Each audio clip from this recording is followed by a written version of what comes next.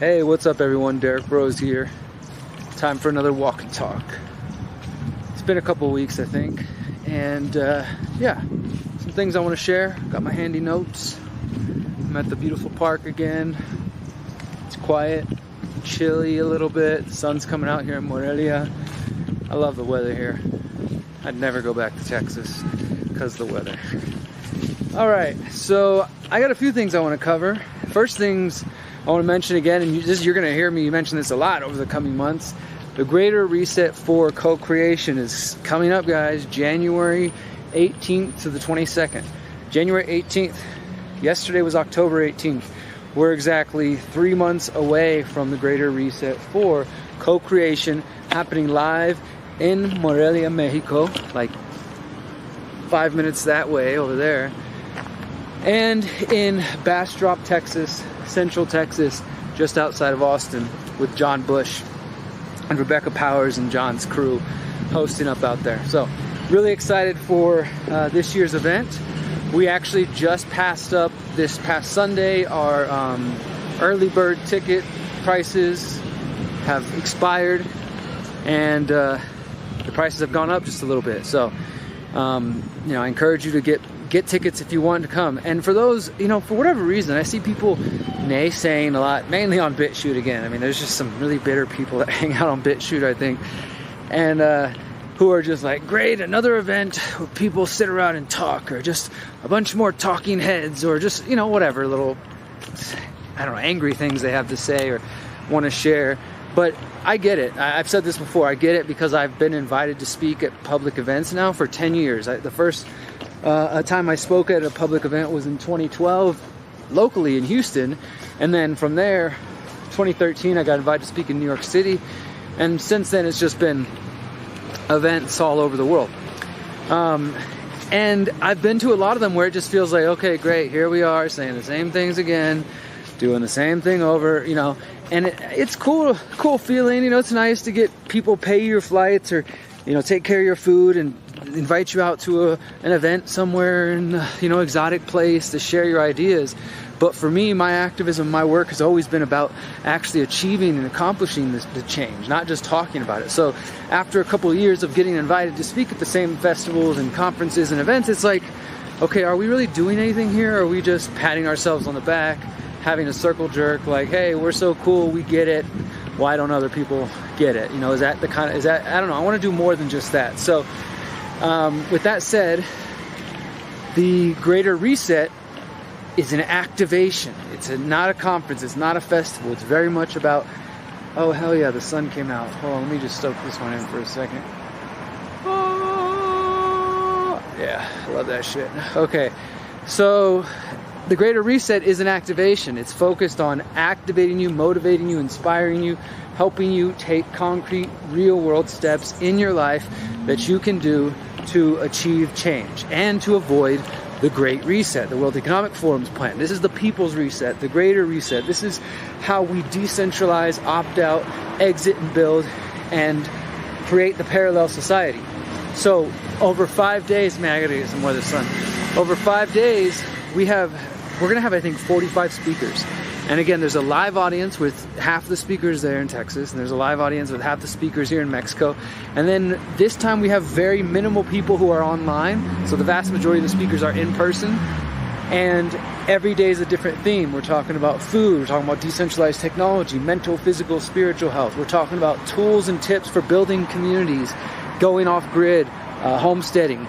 We're talking about parallel networks and agorism, counter economics, getting out of the banking system, stuff like that. So check it out. thegreaterreset.org is where you can find all the details on that. I'm going to keep plugging it, and I really hope those of you who have yet to take your activism from behind the computer screen out into the real world, I highly encourage you, friends, come out and meet people in the real world.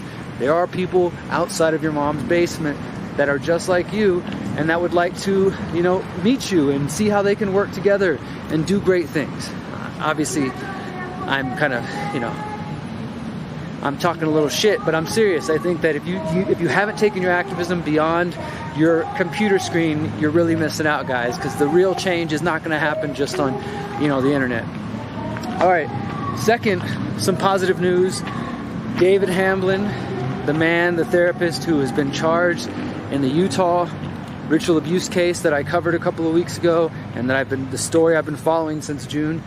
He has been charged now in San Pete County in Utah with 6 more charges of child abuse. This is of another victim who has come forward, and apparently this person was abused at the age of 4 years old by David Hamblin. That's at least the accusations. That's what he's being charged with, and of course, you know, innocent until proven guilty.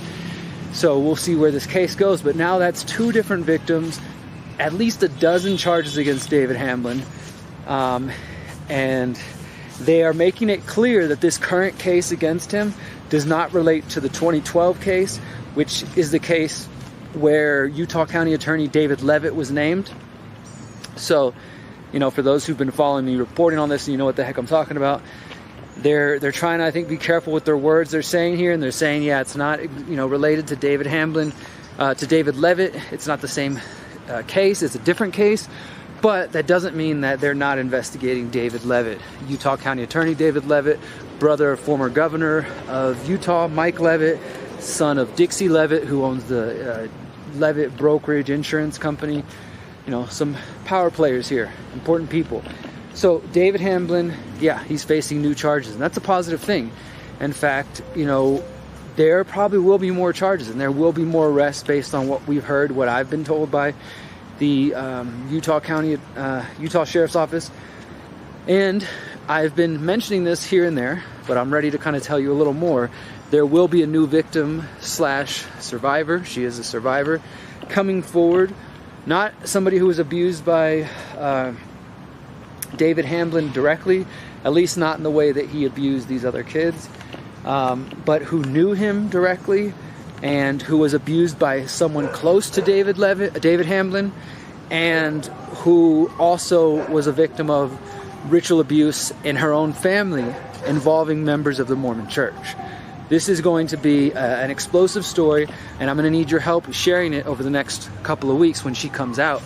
And I'm hoping we can get some local media coverage from, you know, different areas in Utah, the different actual journalists who've been doing good work, like Adam Herberts. So yeah, please stay tuned to that, guys. If you follow this channel wherever you're watching and you follow my articles, you're going to hear me go live with this new survivor sharing her story very soon. So that's the big thing I want to talk about. I got a couple other things I want to mention here, but you know, one of these, it kind of, I guess it dovetails into this Hamblin thing, because as I was saying a moment ago, there's a lot of people who, when I try to talk about the Greater Reset or Freedom Cell Network, you know, there's just naysayers, right? And I know people are like, Derrick, ignore the naysayers.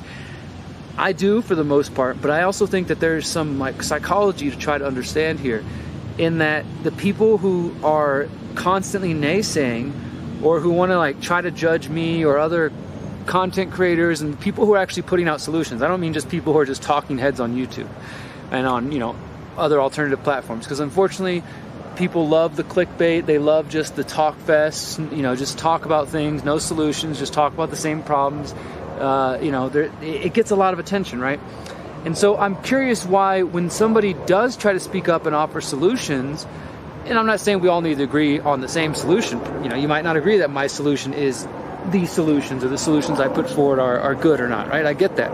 But what is in the mind of a person that when they hear somebody putting out solutions like, hey, let's grow food, let's get out of the system, let's build, you know, better relationships, let's heal our trauma, let's connect to the divine, to creator, you know, whatever solutions we might pursue, spiritual or physical or otherwise, you know, their first thought is, screw that. No, that's stupid. And I've talked about this, guys. I've written about this in the Conscious Resistance Trilogy. There's a essay in there called The Rabbit Hole Trap, where I talk about defeatism. I talk about being black-pilled. I talk about inaction and how, you know, there's just people who have nothing positive to contribute.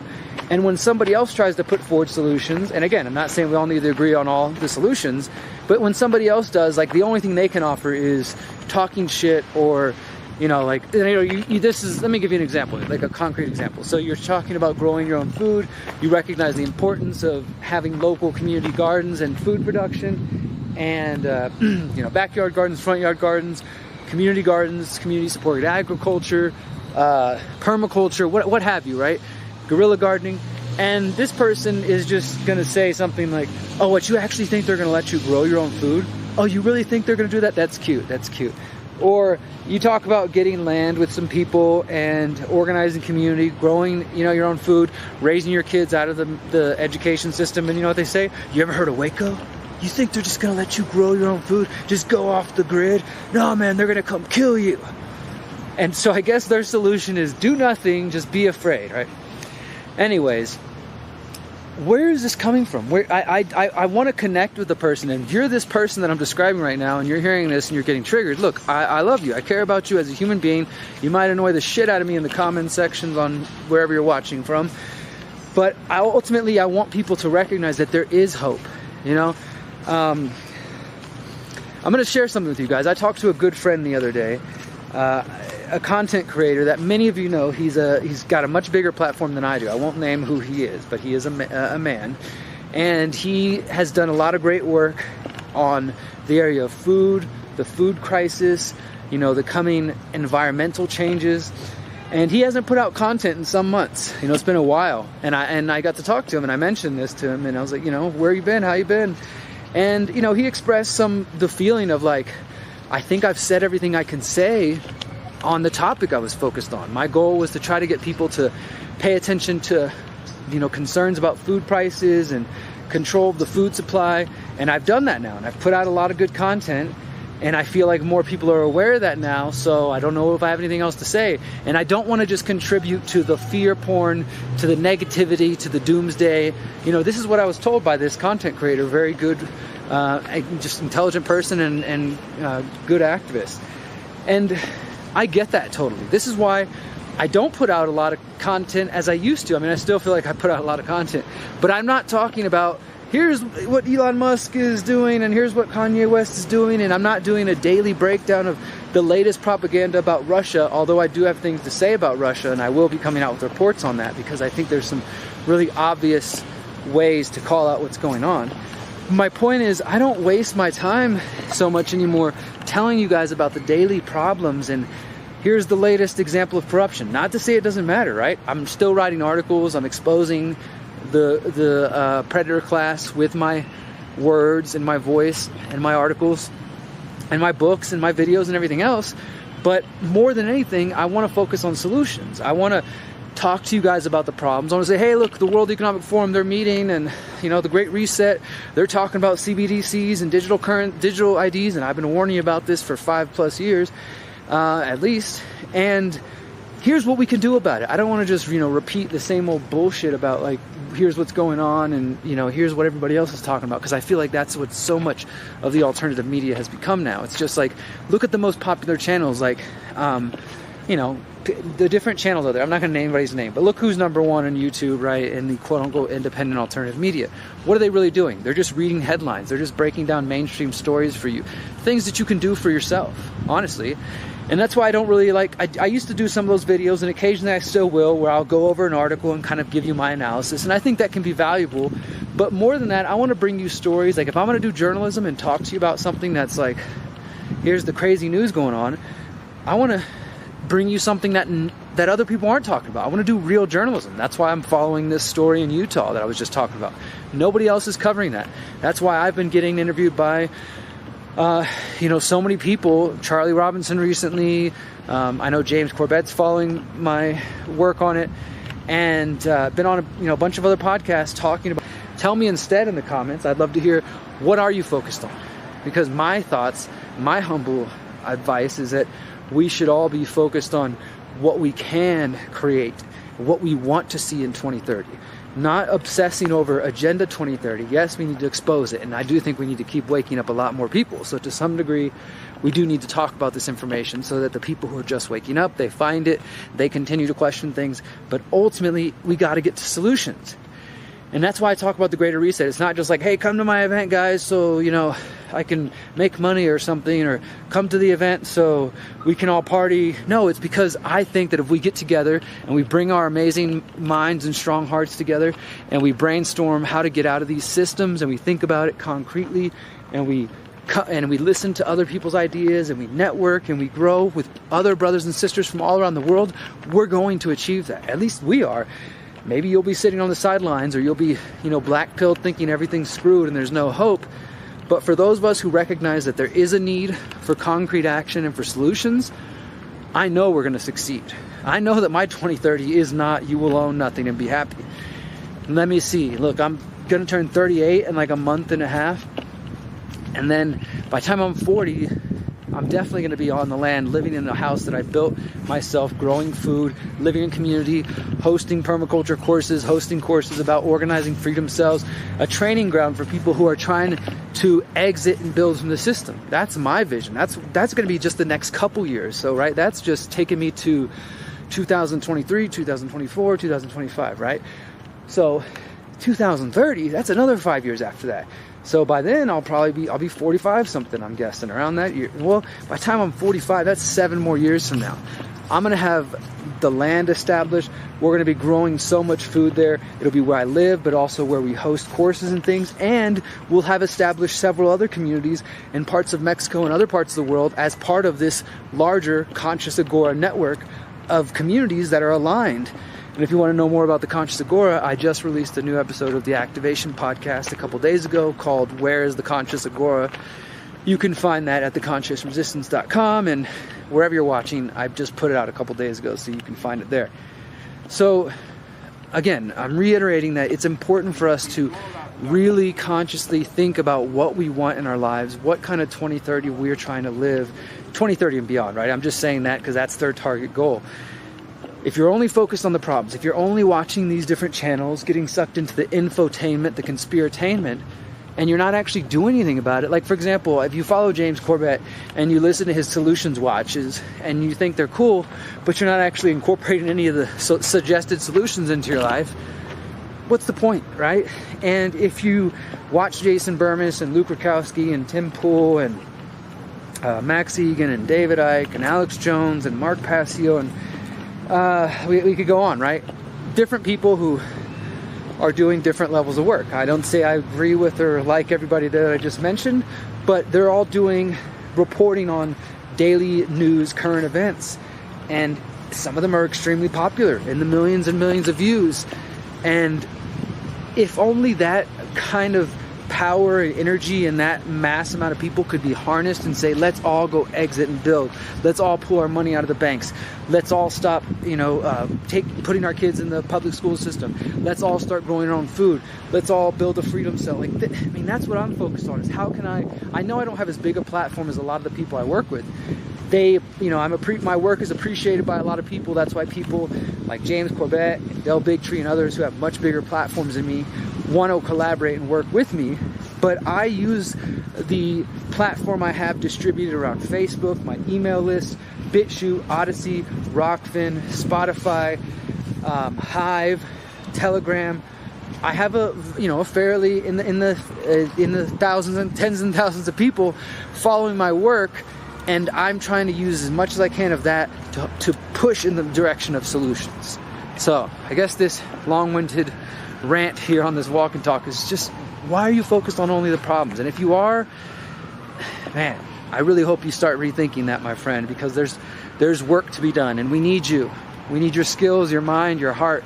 We don't need you just wasting away your days watching YouTube and hearing about the bad things, so you can have your biases confirmed and be like, yeah, the world's fucked, I knew it, thanks for letting me know. We need you to get out from behind the computer screen and do something. Okay, last couple things I'm going to mention here as we wrap up here is that I wrote a blog earlier today. I posted it on on DerrickBroze.com, my other website, which is just more about my history and myself, and it's just about, damn, the mosquitoes are coming out. It's just about reflecting on, this is coming to the end of my 13th year of activism, and it's been 10 years since a lot of really big parts of my activism took place in Houston in 2012. And so I wrote a short blog at DerrickBroze.com. I'll put a link to it in the sources. And, just been reflecting a lot on that and thinking like, man, so much of what happened then shaped me to become who I am now. I started waking up in 2009, started a blog in 2010 called the Houston Freethinkers.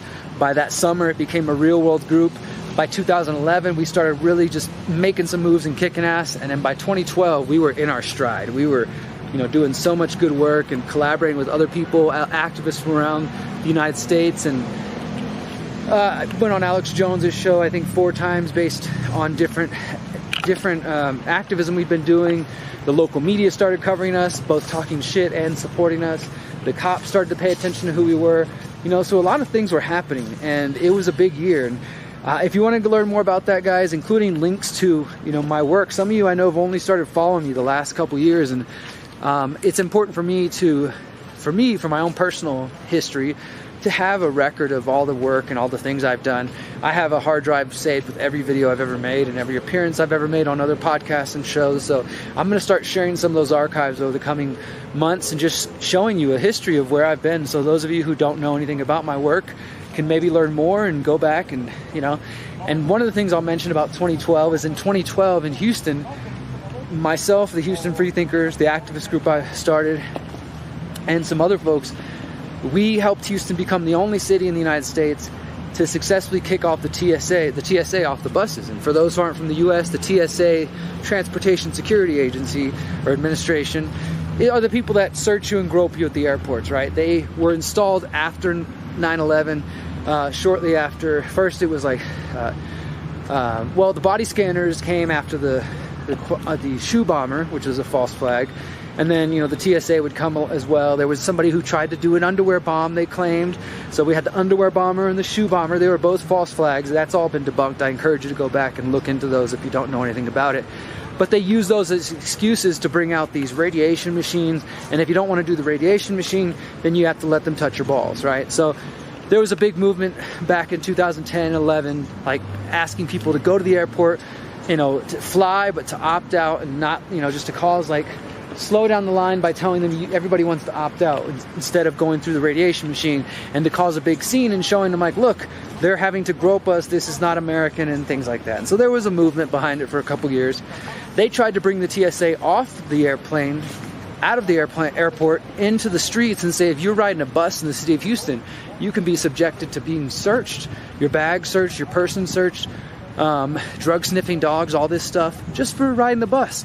And who rides the bus? Mostly poor people like me. I used to ride the bus a lot in Houston, so I was being directly affected by this. And we rallied together and we went to the Metro board meeting, and within a couple of meetings, I think the first meeting, we overwhelmed them. They're like, oh my God, we didn't know this, sorry, we didn't know this was going to upset so many people that we're trying to launch this new program. They had the Department of Homeland Security, all these politicians come out and announce the big program, made a big deal about it. And then they set up a second meeting. We brought even more people, and they shut it down. And it's been 10 years, and they've never brought it back. So if that was the only thing I ever did, I think I could feel like, okay, my activism career led to something, right? I contributed my voice to something, change was made. And that's a good feeling, right? Because a lot of times with activism, you don't feel like the changes you want actually take place, or, that you can, it's like you do a lot of work, but there's not much reward sometimes. So when you get actual results, it feels great. So I document a few of those stories if you want to go read that blog at derrickbroze.com. Like I said, it's been 10 years of the activism, 10 years of, in 2012, besides the TSA, I also went to Tampa with the Houston Freethinkers, and we documented how the RNC screwed Ron Paul in his 2012 presidential campaign. And in 2012, I had been active for 2.5 years by that point. I definitely wouldn't have called myself a full-on anarchist at that point, although I think I probably already was. But if there was any tiny little bit of hope I had in the political system, it died that summer, 2012, 10 years ago, when I watched firsthand, by going there and interviewing people and seeing the RNC change their rules for the delegate process to eliminate Ron Paul, to keep his delegates from being able to kind of rally a truly grassroots strategy to beat them at their own game. And I realized, look, even if, Ron Paul, I was never going to vote for him. I didn't vote for him, but I did tell people, if you're going to vote, this guy's saying some real shit. But it showed me wow, this guy got this far. He got on TV. He said some real things. But in the end, these people just changed the rules to keep him out. And I realized there's no way to fix the problems we're facing within the political system. And we were also detained by the Department of Homeland Security in Tampa while we were covering the events there. So that was a pretty instrumental event in my activism, getting detained by the Department of Homeland Security. That there's links to that in the article. And then just some other things. 2012 was really big, you know, and then going into 2013, I found out that I was being surveyed by the Houston Police Department, and that once I found out by a source leaking this information to me, I went to the Houston City Council, the mayor, the police, and I did all the things that I'm told we were supposed to do as citizens, right? Go there and tell these people, hey, I have a problem. You guys are monitoring me, my activist group, we're doing legal things, what's going on here? And they basically acted like it was no big deal. It was just run-of-the-mill monitoring. They totally just ignored it. They weren't interested in looking after it. And that, my friends, these combination of events, realizing that nobody was going to go tell the real story about Ron Paul in Tampa Bay if I didn't go do it for my local audience. Nobody was going to report, the local media or the city council was going to do anything about me being monitored by the Houston Police Department. And nobody was going to stop the TSA but us activists. All these things really cemented into my mind that like change doesn't happen within the system, and that I needed to become a journalist because I wanted to report on these stories. Nobody else was going to. So yeah, it's been a beautiful 13-year journey. So if you want to learn more about that, check out the blog. Also, last thing, I'm going to be posting a new blog at activationtour.org. For those who remember, in 2021, a year ago, September and October, Miriam and I traveled 30 cities across the United States for the Activation Tour, and it was amazing. So much more I could say about that. And then we did the Activation Tour in Mexico, March and April of this year. Well, I'm going to be posting a blog commemorating the 1-year anniversary of the original Activation Tour and putting some quotes from people. I mean, this is the thing. This is what I'm going to end with. I can say that my activism, my journalism has led to real world change. I can say that I helped stop the TSA from groping people in Houston who want to ride the bus. I can say that. I can measure the impact of the Greater Reset because people tell us, hey, I went to that event or I listened to the event and it changed my life. Now I'm growing my own food. I'm doing this thing or that thing. I also have these messages which just fill my heart with so much joy from people from the Greater Reset Tour, the Activation Tour, who tell us how they changed their lives with the Activation Tour, or the event inspired them to go do this thing or that thing, right? Or free themselves, help them in this and that way. I can measure the impact of my activism. Can you? That's not an ego thing. That's just saying we need to be spending our time and our energy on actions that are actually going to lead to change. And if you're taking actions that are not leading to real world change for yourself or for others, if you're just talking to mainstream garbage or listening to mainstream garbage, even if it's coming from alternative media personalities, then maybe rethink that. So I'm going to be posting a blog on the activationtour.org commemorating our 1-year anniversary. I'm going to post some of these amazing quotes from people who said that the tour changed their lives. I hope you guys will go check it out. And I think that's all I got today, guys. If you want to find more about these stories, the David Hamblin story, the link to the Greater Reset, my blog on 2012, and this Activation Tour blog, it'll all be linked in the sources, guys. Until next time, remember, you are powerful, you are beautiful, and you are free.